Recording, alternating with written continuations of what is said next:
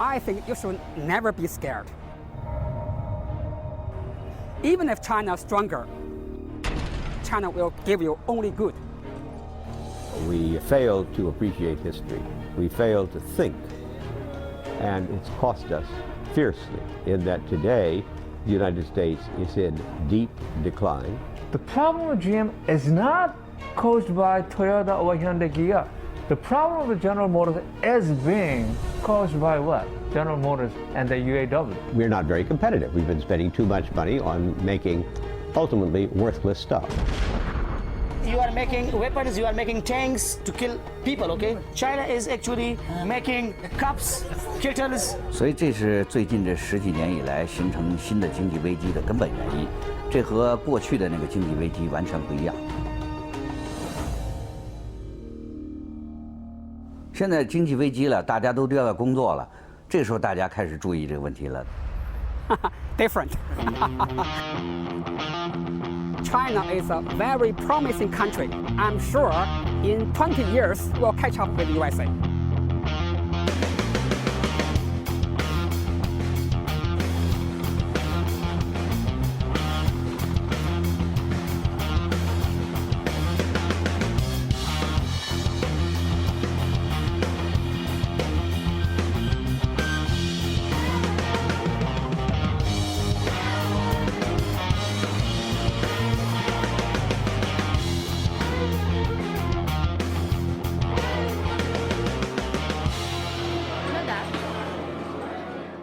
The world hegemon has historically always been the world's most powerful economic nation.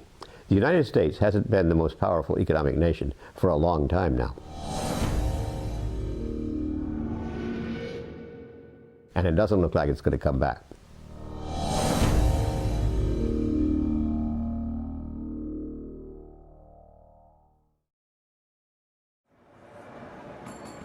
The decline of the United States as the world hegemon is a necessary condition in order for China to take over that role.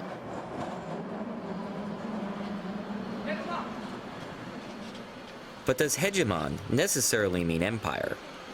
Hegemon simply refers to an overarching power. By empire, then, I think it's a little bit like pornography. You know it when you see it. As China unleashes its tremendous talents, as well as the power of its size and productivity, it certainly is assuming a hegemonic position, but I don't think China quite qualifies as an empire right now. But historically, when countries have become hegemons, they eventually become empires. Rome, Britain,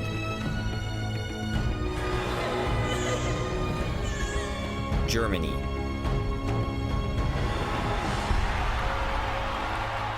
Japan, Russia, and let's not forget the United States.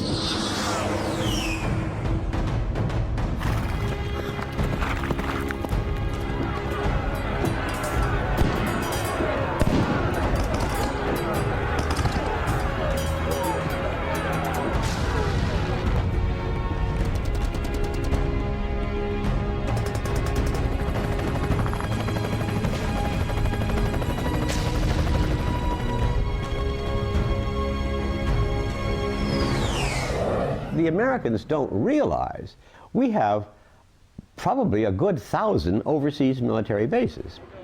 China doesn't yet have this military capability. But what happens when it becomes the world's #1 economy? Will hegemony lead it to become the world's next empire? Or does it provide a much-needed balance to American militarism? Should we be afraid?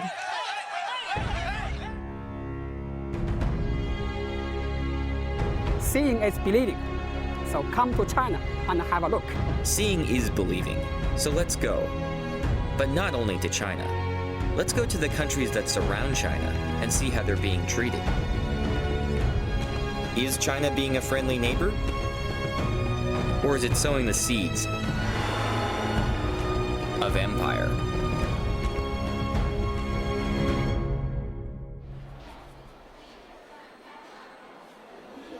China already uses its neighbors to play big country politics. Busan, South Korea. One of the world's major shipping ports, and evidence of the successful industrialization of South Korea, whose living standards now rival those of the United States. The US considers South Korea a key ally in East Asia, and it hopes that China will help to resolve the growing nuclear threat posed by neighboring North Korea. Like much US policy, it misunderstands Chinese interests. Seoul. The nation's capital has a little more than a quarter of the country's population of 48 million. It sits precariously at 50 kilometers from the demilitarized zone, separating the two sides, in range of the North's artillery. Threat of Seoul's all-out destruction in the event of further conflict has helped maintain this status quo for 5 decades. Just how serious a threat is North Korea's development of nuclear weapons?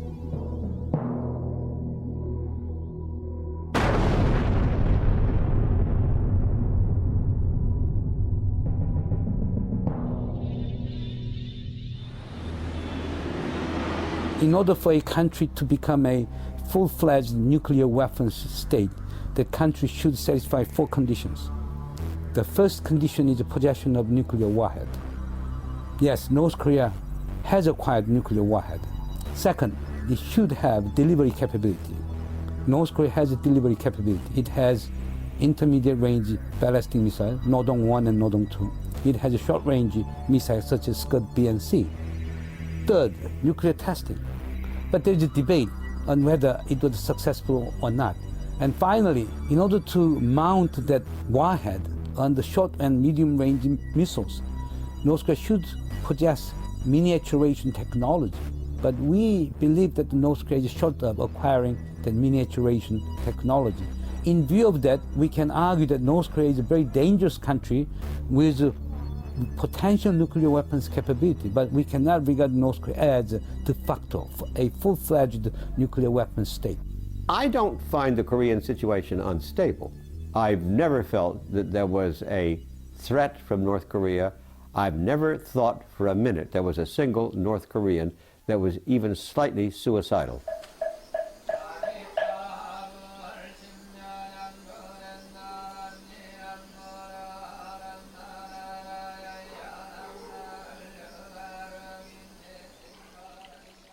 Suicidal or not, a nuclear North shifts the balance of power in Asia. Why doesn't China use its growing strength to help US-backed efforts to disarm North Korea? One of the odd things about the post-war world is the Chinese are absolutely delighted to have Korea divided in two. They used to try and maintain this even back in the Tang Dynasty. Korea was often structurally divided into different kingdoms with different support from the Chinese because it led to structural weakness, inability to stand up to a Chinese domination. Their policy is to prevent war and prevent the unification of Korea. 那个北韩啊，是中国政府手中的一张重要的牌。我们都知道，mafia的教父都会衣冠楚楚的，假装正人君子一样。那他需要出去扔炸弹，需要动刀子，需要开枪的时候用谁呀？他需要一个马仔。所以实际上，你看这些年来，北朝鲜扮演的就是这样一个角色。 Initially, when let's say let's go back to the January and February 2003, what the Bush administration wanted was, press China in such a way that China would impose sanctions on North Korea. China didn't want it. If you're going to work on Korean nuclear issues, you have to understand the Chinese context, and the fact that South Korea is rich is fine. But if Korea were unified and this rich, it would be the size of former West Germany. That's getting to be a little too big for Chinese comfort.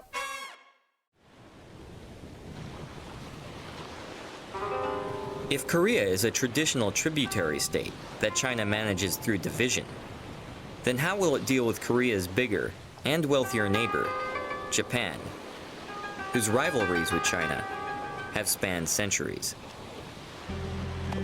The answer depends not only on the intentions of the Chinese government, but also on the attitudes of the Chinese people.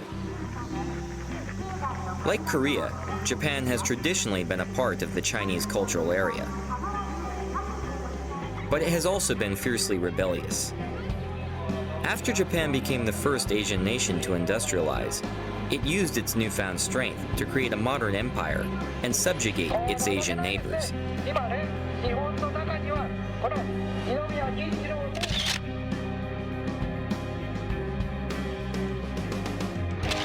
Committing heinous war crimes and killing approximately 30 million Chinese throughout Asia. Understandably, there exists a strong current of anti-Japanese sentiment among many Chinese today.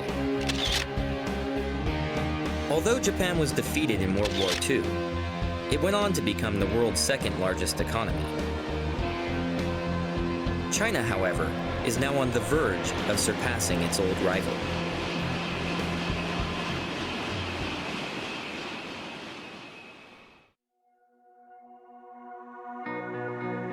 To many, both inside China and out, the 2008 Beijing Olympics were a symbol of China's rebirth as Asia's preeminent power.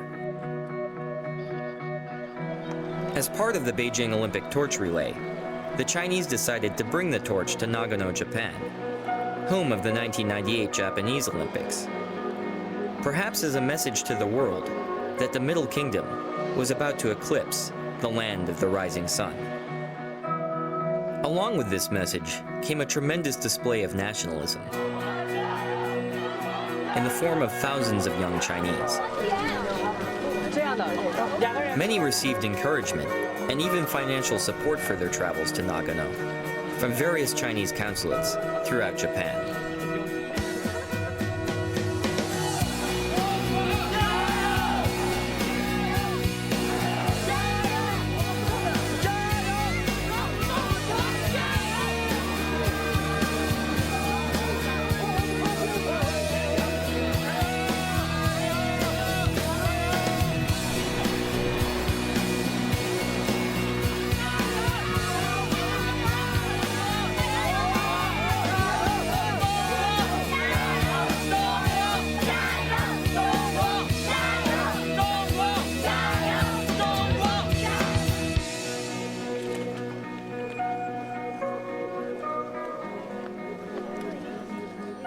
The Chinese government requested that the relay begin at Zenkoji Temple, the same starting point as that of Japan's 1998 Olympics.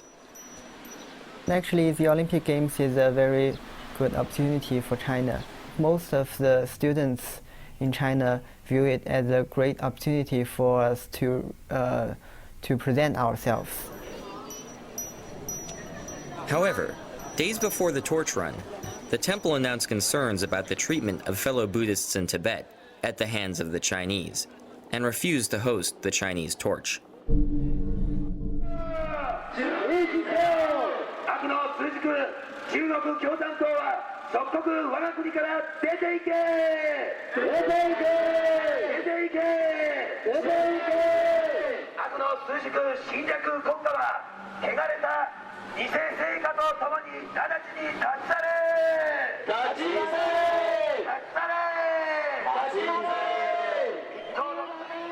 The event attracted a large number of loosely associated protesters who took the torch relay as an opportunity to voice grievances against China.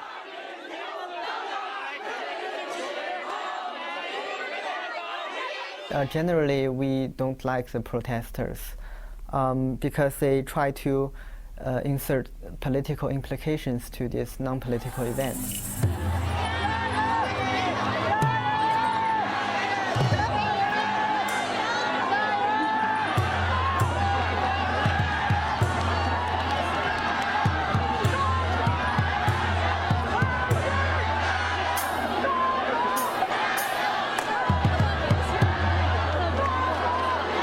Beyond being a window on Chinese nationalism, the Nagano torch relay provided a glimpse into the situation of some of China's various ethnic minorities, and begged the question, is China really the unified multi-ethnic nation that it portrays?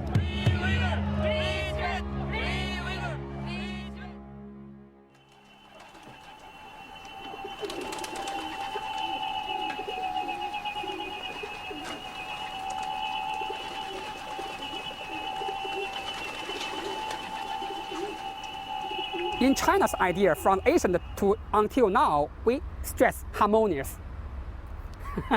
Harmonious. You know Confucius? Kongzi, Confucius? Yeah.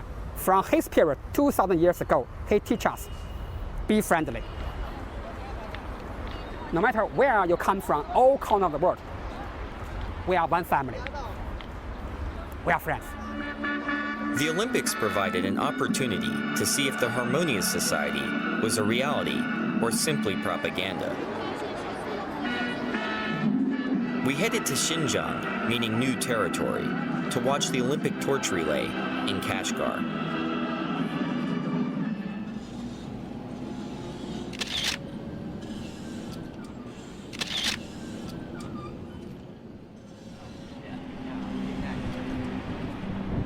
Inside Kashgar city, preparations for the torch relay were underway.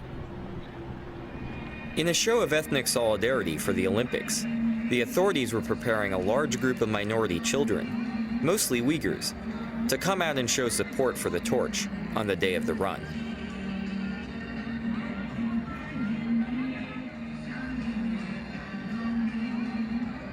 The event itself, however, was sealed off from the public.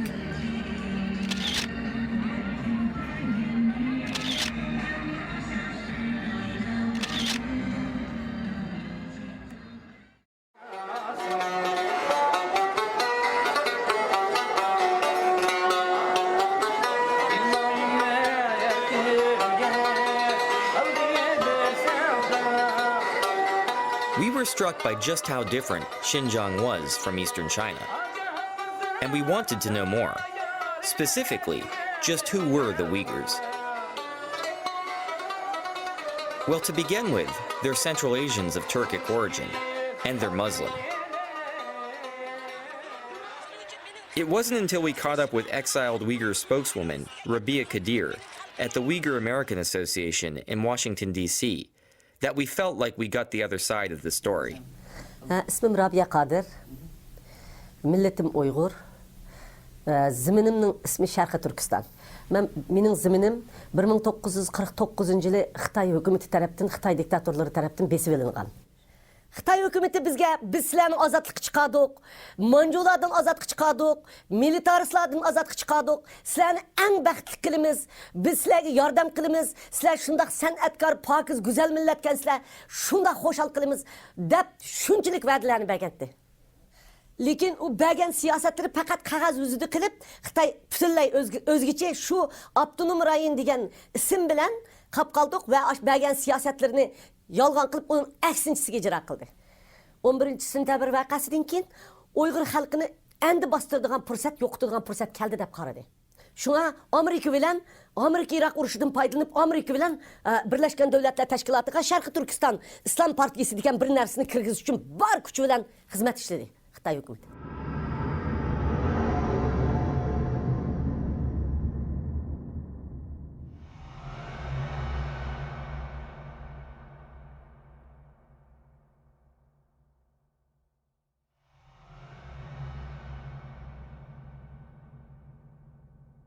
U maqsadını amalga oshirdi.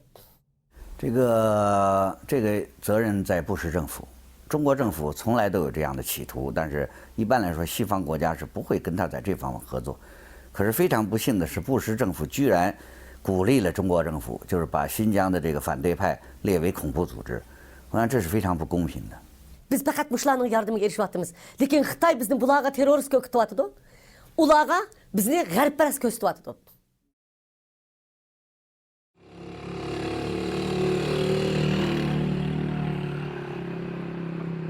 There are two nations which are fighting in the world. One is America, one is China. So America is using brutal way, which is war, and there is a lot of losses. And China is using a peaceful way and civilized way, where there is no loss.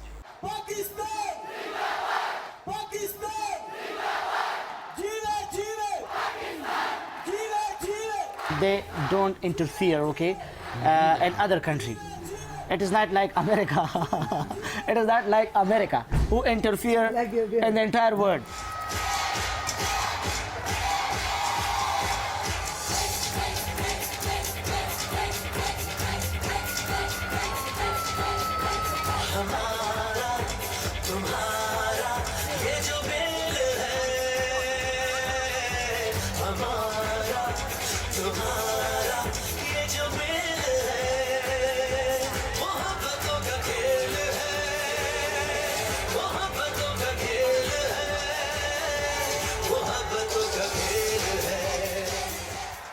The United States is one of the largest donors of foreign aid to Pakistan.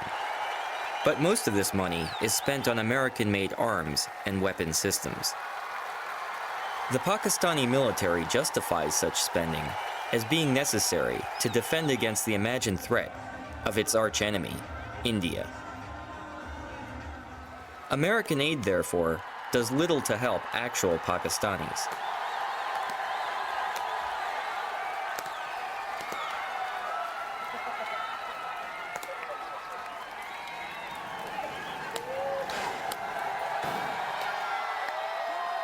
Fortunately for the Pakistanis, there are other nations that have undertaken development projects that have contributed greatly to the infrastructure and quality of life in Pakistan.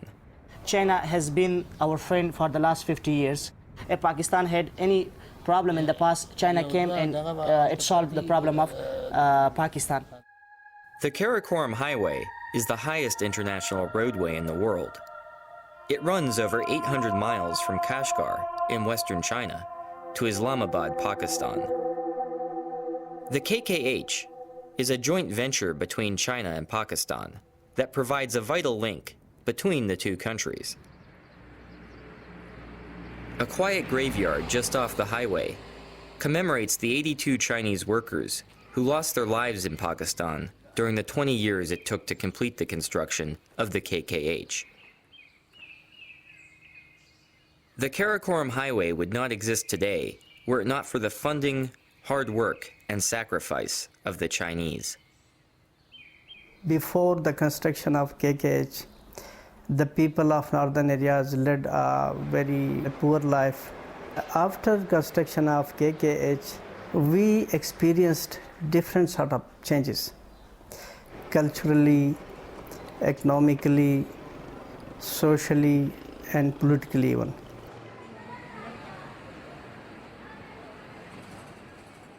Our northern areas, there is no industry, only jobs, little jobs and small homemade things. China is the only one of the country who provide the very cheap stuff for our people. We are 6 hours drive from our border to China, so easily we are going to. China is so near for us, so we want to business with China. In addition to inexpensive consumer goods, Chinese technology is also brought to Pakistan through the Karakoram. The Chinese technology is very cheap, so the local authorities and Pakistani government accept their bids and they allow them to establish their projects. There is an agreement between Chinese government and Pakistani government for widening the KKH, for laying the railway line as well as gas pipeline. So the local population is very happy. They will benefit it. The Chinese have also begun other mega projects in Pakistan, such as investing $200 million in the construction of Gwadar Port on the southern coast of the country. Gwadar is considered by the Chinese as their avenue to a warm water port. A port which is strategically close to where oil supplies go through, a port which gives them access to the Indian Ocean and the Arabian Sea, a port that they can use as a trade corridor. So there's the whole idea of linking Gwadar through Balochistan, onwards up through northern Pakistan, through the Karakoram Highway, going on through Xinjiang and onwards into Central Asia. While most of these plans have yet to become reality, they reflect the ongoing and serious interest of the Chinese in maintaining close ties with Pakistan.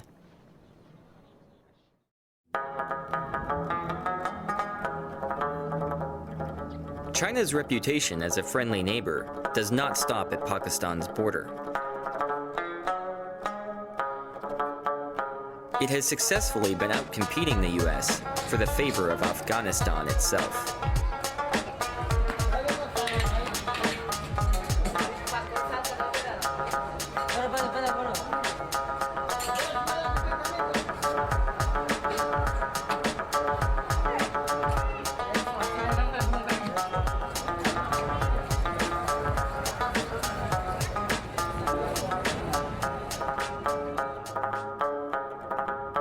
After nearly 30 years of war, abandoned artillery litter the landscape of Afghanistan like tombstones marking the graveyard of empires. We have enough experience with the war.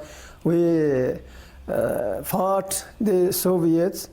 At the end, that superpower was broken.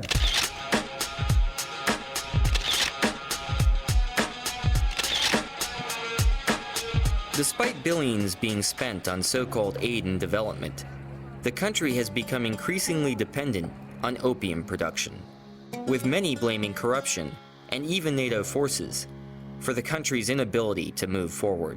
America wants to solve everything by the gun. Gun does not bring solution. Gun increases the problems. Like in Pakistan, the Chinese have stepped in to fill the developmental void left by the United States. Right now, in this reconstruction period in Afghanistan, Chinese, they are holding some construction company they have built. They are busy in some road construction. They are not even telling our government who should be a minister, who should be a governor. All they are saying that they want to see a developed and prosperous Afghanistan. However, like its Western peers, China's interest in Afghanistan is not purely humanitarian. Rich in mineral resources, Afghanistan remains an undeveloped source of raw materials in a world in which they are increasingly scarce. It is Afghanistan's copper that interests China. The metal is used in all aspects of modern life, including coinage, jewelry, housing, transportation, electronics, and medicine. Afghanistan's untapped Aynak copper deposit in Logar province is said to be one of the world's largest, valued at almost $90 billion. ولایت لوگر در 30 کیلومتری جنوب شرق شهر کابل قرار دارد و این ساحه معدنی که شامل بلاک تکتونیکی کابل هست در اینجا 3 معدن بزرگ وجود دارد که عبارت از معدن عینک، معدن دربند و معدن جوهر. البته معدن مثل عینک بزرگترین از این معدن است و این ساحه. The China Metallurgical Group has bought a 30-year lease for $3 billion, the largest foreign investment in Afghanistan's history. The royalties alone will cover almost half of the Afghan government's annual budget.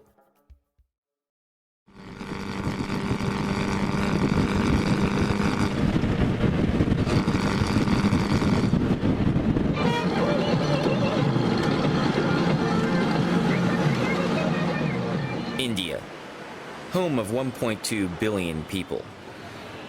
In 20 years, it will have a bigger population than China.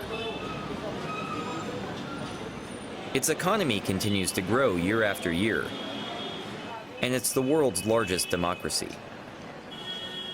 Could India provide a cultural and strategic counterbalance to China?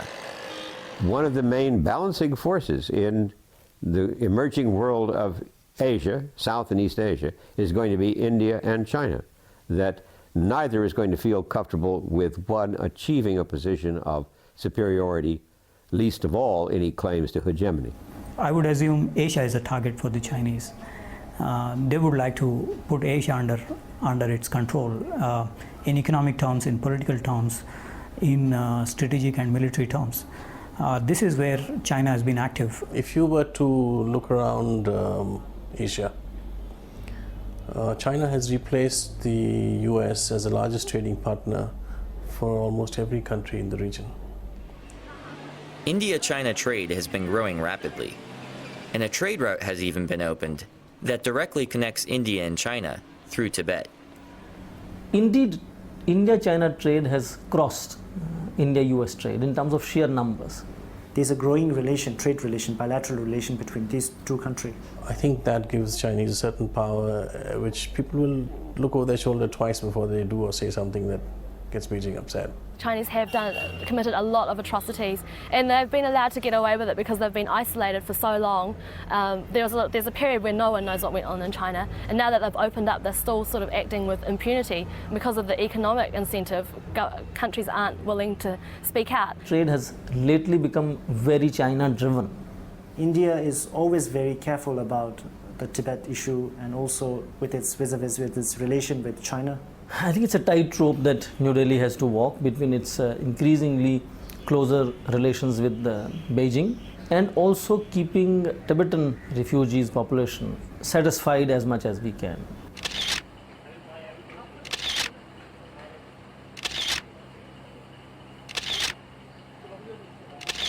In March of 2008, there were protests across Tibet before the Chinese hosted the Olympics.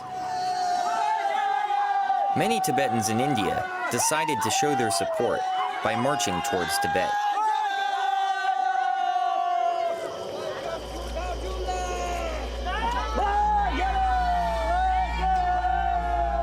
When we led this march,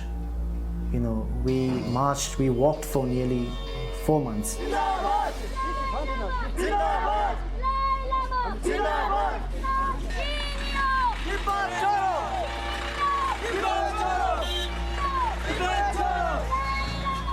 Indian central government, they have sent us an order saying that you can't move out of this district, Kangra district. India will not allow Indian territory to be used by any Tibetan protesters to undertake any political activities. At Beijing's request, Delhi had its own police enforce the wishes of the Chinese government by cracking down on the protesters. Yeah, China is very clever, and it can use any country for their own benefit at any point of time. So when we were reaching the district border, very early morning the police stopped us. So from our side, because we were trained, what we did was we sat down on the road in the middle of the road, and we started praying. And some people were crying, and we all got locked ourselves. We started praying, and that made it impossible for them to get angry. And they have their own responsibility. They have their duty to perform. They have to arrest us.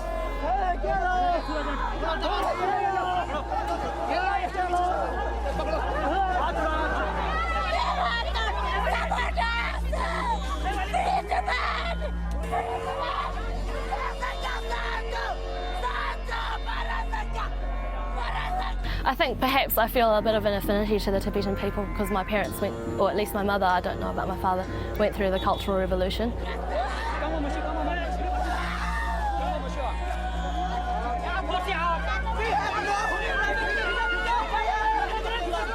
It's just weighing on me a little bit because everyone thinks I'm Tibetan when I'm here, which is lovely because I've really grown to love the Tibetan people.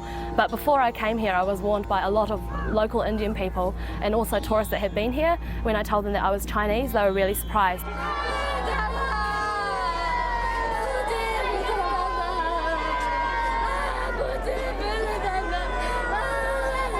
Some people were actually saying quite extreme things, like that people might think I was a spy from China, and that people would react negatively here. They would get angry with me, and if I'm not angry, then they would be staring at me and they'd make my stay here very uncomfortable.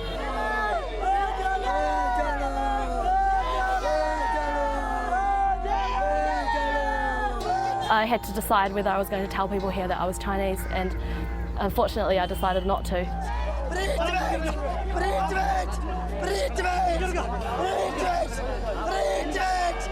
And I think that was a mistake because I think they would have accepted me fine. Like they've got friends in Tibet that are Chinese, and they're very open and welcoming of Chinese people because that's what the Dalai Lama teaches them, to show compassion to everyone, your enemies and your friends.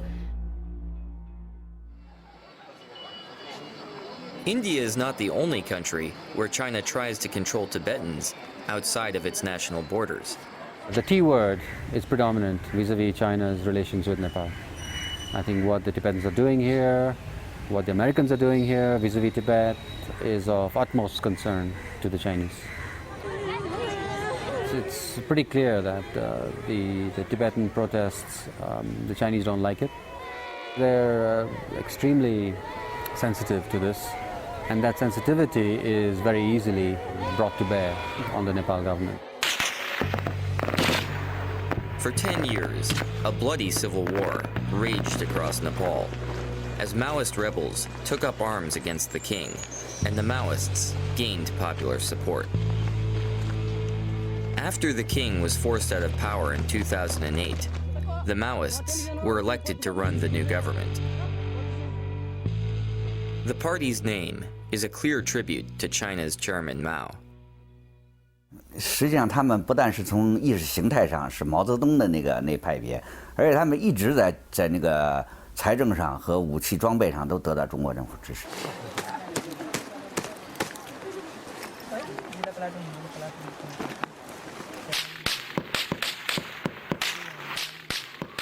During the Civil War, Sherpas camping in the remote snowy passes of the Himalaya reported seeing caravans of ponies loaded with guns crossing from China into Nepal during the dead of night.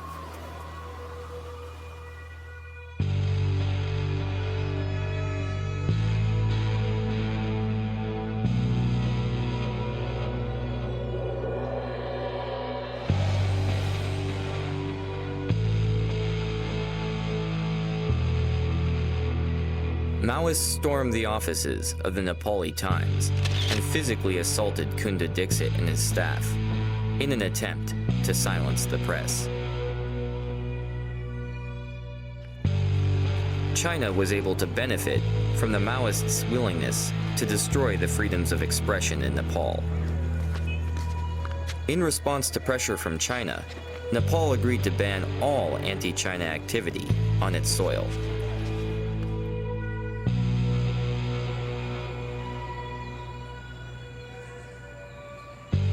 China is bringing Nepal within its orbit. But what happens now? Once China controls a territory, what's in store for its future? Let's take a look at Hong Kong.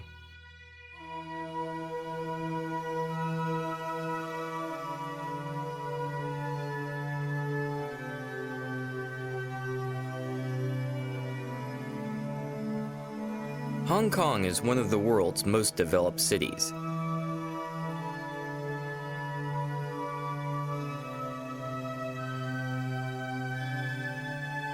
An icon of Asia.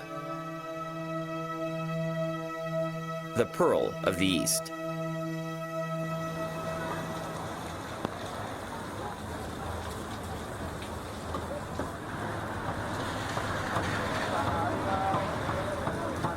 Hong Kong has also long been at the center of imperial disputes.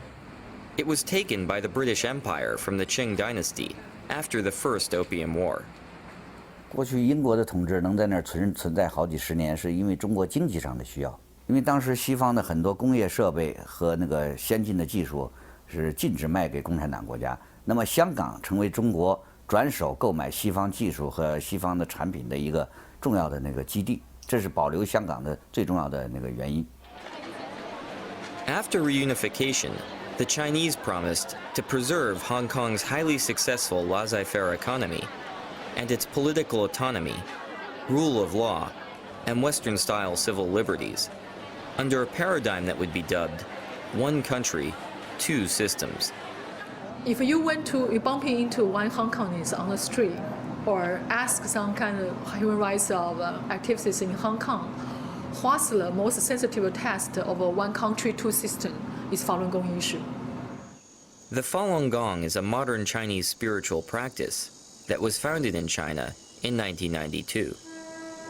Our main principles are three words, truthfulness, compassion, tolerance. And we believe that's the principle that the entire universe operates under. Its explosive popularity scared the Chinese Communist Party.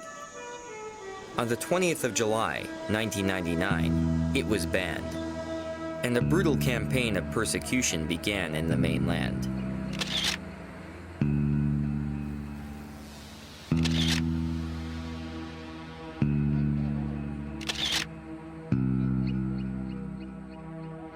Falun Gong practitioners sought refuge all over the world, including Taiwan, Japan, the US, and even Hong Kong.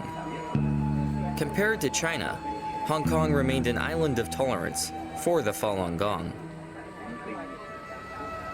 Even today, As busloads of tourists from the mainland come to visit Hong Kong and take in the view from Victoria Peak, Falun Gong practitioners are free, under Hong Kong's constitution, to peacefully demonstrate in support of their beliefs, including displays about human rights violations by the Chinese government. On the surface, it would appear that one country, two systems is working. Or is it? One of the issues raised when you introduce Hong Kong is whether or not the Chinese idea of one country, two systems is stable. I don't think so. Under Beijing's pressure, the Hong Kong government routinely violates its own constitution by refusing entry to Falun Gong practitioners who try to visit the territory.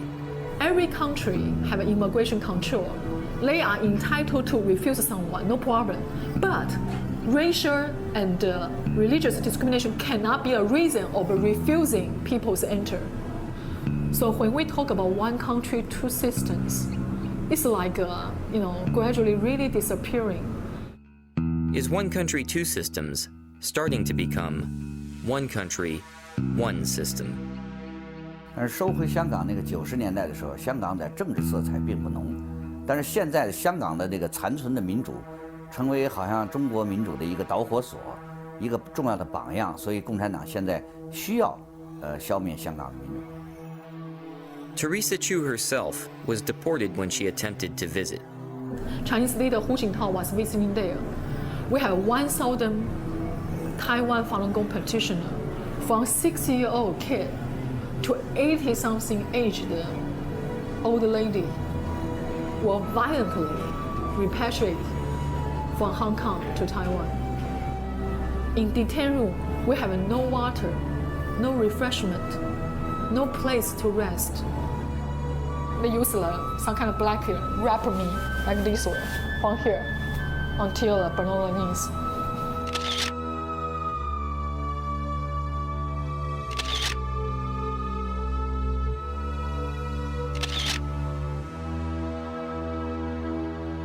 So you can see how hostile they are.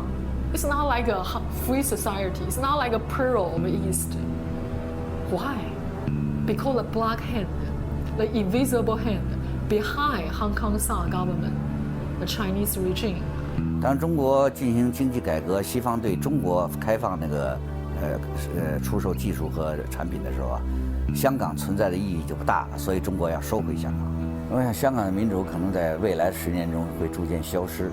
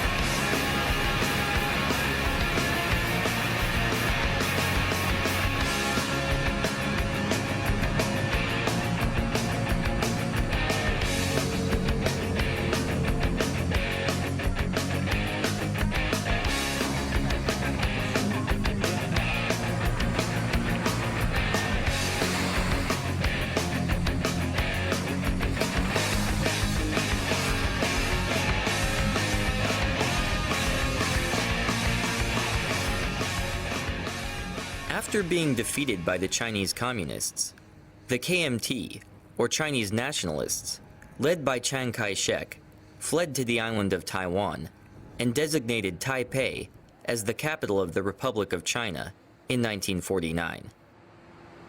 The KMT ruled the island under an oppressive authoritarian regime,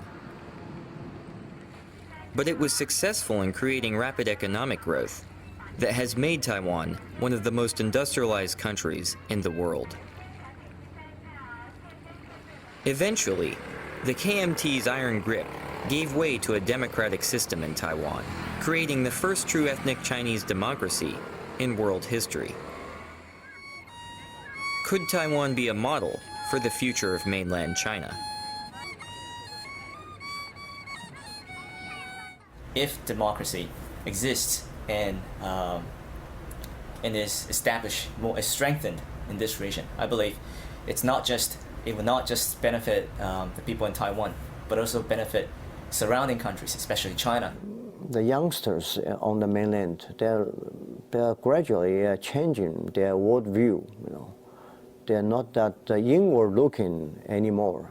They can see by themselves what's going on in Taiwan, especially in Taiwan's democratic developments. 它是一个和中国大陆的人一样讲同样语言的、同样的种族的这么一个国家，那么它的民主化对于中国老百姓来说是个非常大的刺激。In the long run, we can change the very nature of the Chinese communism, and hoping that someday that the mainland China can be converted into a free and a democratic society. We believe that China is moving to a right direction that develops the economy and improves the quality of life of everyone, and at the same time promote the democracy and equality.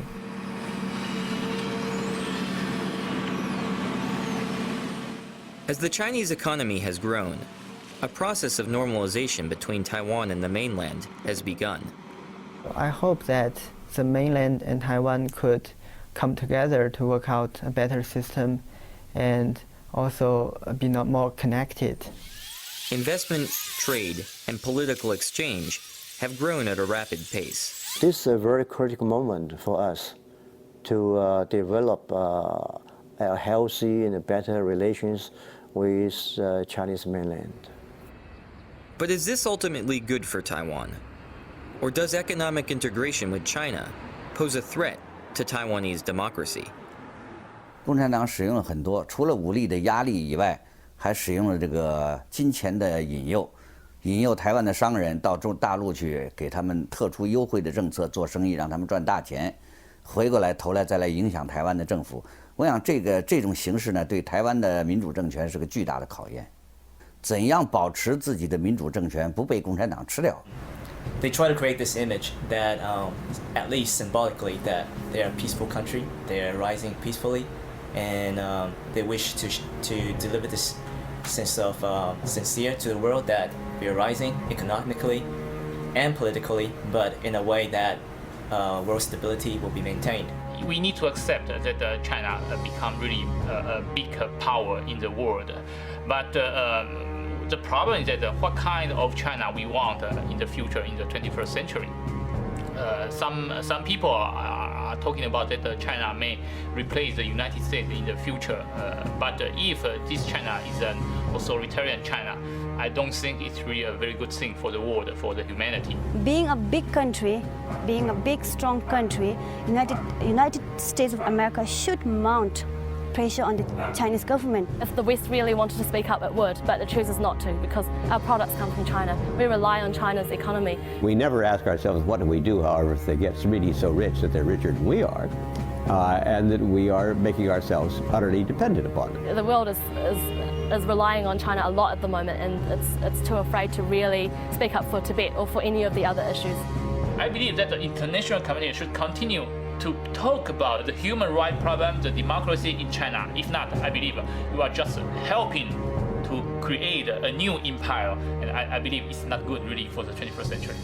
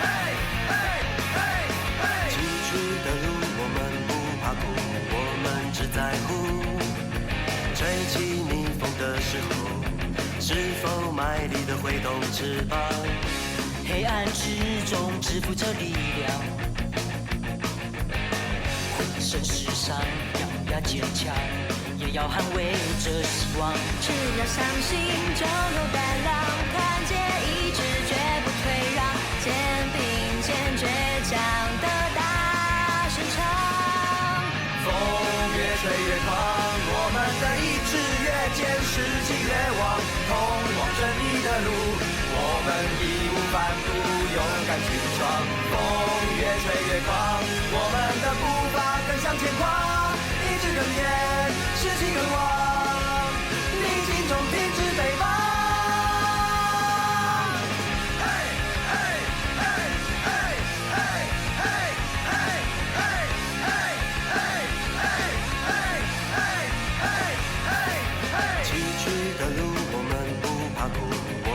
只在乎吹起逆风的时候，是否卖力地挥动翅膀？黑暗之中支付着力量，浑身是伤，咬牙坚强，也要捍卫着希望。只要相信，就有胆量，团结一致，绝不退让，肩并肩，倔强的大声唱。越吹越狂，我们的意志越坚，士气越旺，通往胜利的路，我们义无反顾，勇敢去闯。风越吹越狂，我们的步伐更向前跨，意志更坚，士气更旺，逆境中停止北方。风越吹越狂，我们的意志越坚，士气越旺，通往胜利的路。我们义无反顾，勇敢去闯。风越吹越狂，我们的步伐更向前跨。